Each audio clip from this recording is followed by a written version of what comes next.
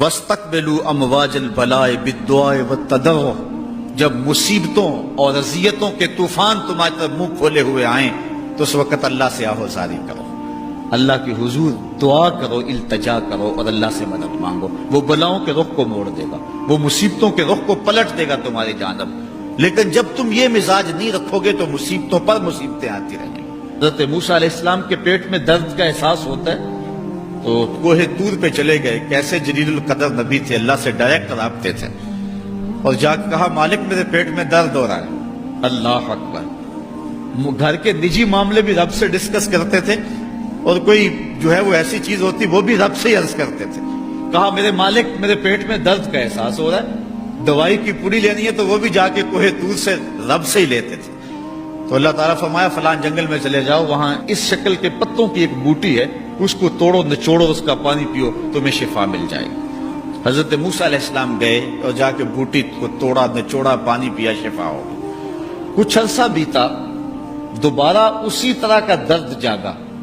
اب نسخہ تو ذہن میں تھا، کوہ طور پہ نہ گئے، اس جنگل میں چلے گئے اور جا کے بوٹی کو توڑا، اس کے پتے نچوڑے، پانی نکالا، پیا، لیکن درد اور زیادہ بڑھ جاتا۔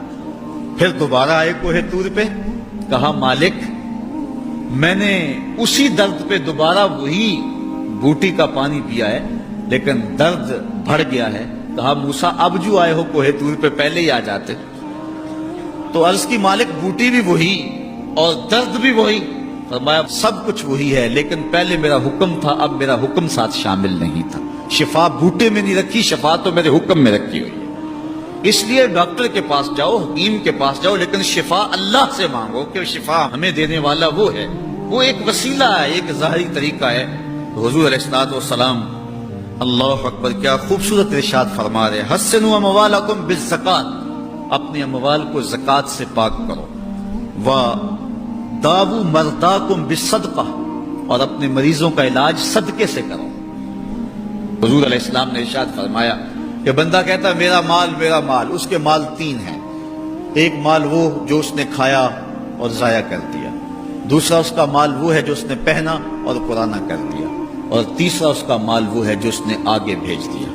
فرمایا باقی اس کے وارثوں کا ہے، اس کا نہیں ہے۔ اس لیے ہم راہ خدا میں خرچ کرنے کا مزاج بنائیں، اس سے مال گھٹتا نہیں ہے، اس سے مال بڑھتا ہے۔ بلکہ جب راہ خدا کے اندر ہم خرچ کرتے ہیں تو ہمارا جو دوسرا مال ہے وہ بھی پاک ہو جاتا ہے۔ اللہ کے محبوب کا ایک فرمان سنیے جس کو حضرت حسن بصری رضی اللہ تعالیٰ عنہ بیان کرتے ہیں، حسنوا اموالکم بالزکات وداووا مرضاکم بالصدقہ واستقبلوا امواج البلاء بالدعاء والتضرع۔ فرمایا کہ اپنے مال کو، اپنے اموال کو زکات سے پاک کرو اور اپنے مریضوں کا علاج صدقے سے کرو، اور جب مصیبتیں اور بلائیں تمہارا رخ کریں تو پھر دعا سے اور اللہ کے حضور زاری سے اللہ کی مدد چاہو۔ آج ہم صدقے کا مزاج بہت کم کر چکے ہیں۔ اسی زمانے میں ایسا ہوتا تھا کہ جب کوئی بیمار ہوتا تھا تو سب سے پہلا کام لوگ یہ کرتے تھے کہ صدقہ دیا کرتے تھے، ڈاکٹر کے پاس پھر جایا کرتے تھے، حکیم کے پاس پھر جایا کرتے تھے، سب سے پہلے اس کی جان کا صدقہ دیا کرتے تھے۔ صدقہ قضا کو بدل دیتا ہے، تقدیر کو بدل دیتا ہے۔ صدقہ سے اپنے مریضوں کا علاج کرو۔ اصل ڈاکٹر کے پاس جانا، علاج کروانا سنت ہے، اس کی ممانعت نہیں ہے، لیکن یہ بات ہمیشہ ذہن میں رکھیے گا کہ ڈاکٹر کے پاس دوا ہے، شفا نہیں ہے، شفا اللہ کے دستے کرم میں ہے۔ اس لیے جب بھی بیمار ہو جاؤ تو پہلے صدقہ کرو اور پھر ڈاکٹر کے پاس جاؤ، اللہ اس صدقے کی برکت سے ڈاکٹر کی دوا میں شفا رکھ دے گا، کیونکہ شفا تو اس کے حکم میں ہے نا، چیزوں میں تو شفا نہیں ہے، وہ تو اس نے حکم جہاں دے دیا وہاں شفا ہے۔